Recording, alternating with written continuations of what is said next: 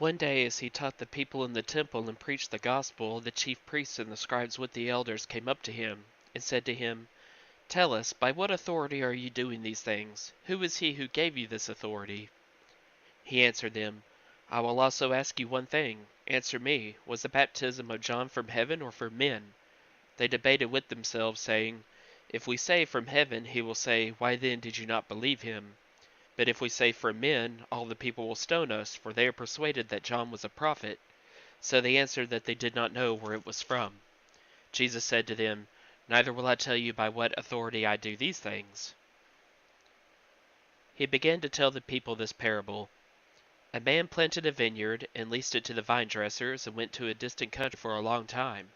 At harvest time he sent a servant to the vine dressers so that they might give him some fruit from the vineyard. But the vine dressers beat him, and sent him away empty-handed. Again he sent another servant, but they beat him also, and treated him shamefully, and sent him away empty-handed.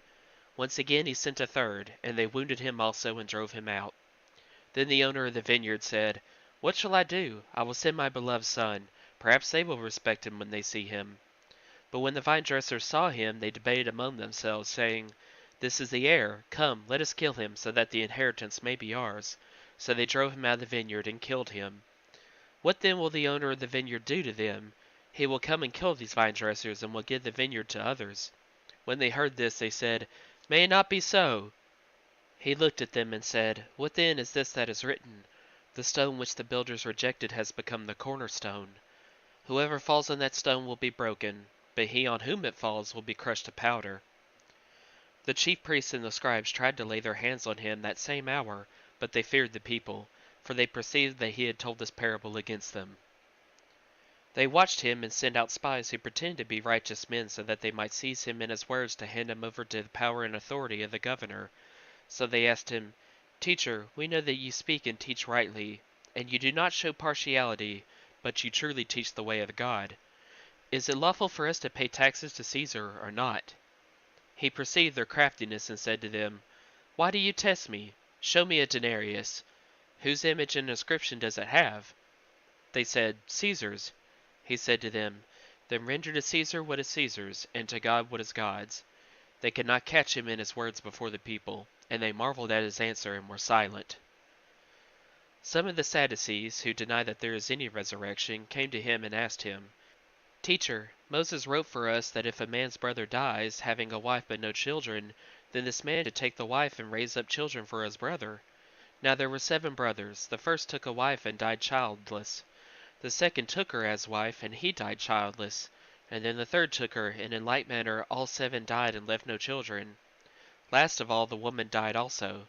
Therefore in the resurrection whose wife will she be? For the 7 had her as a wife."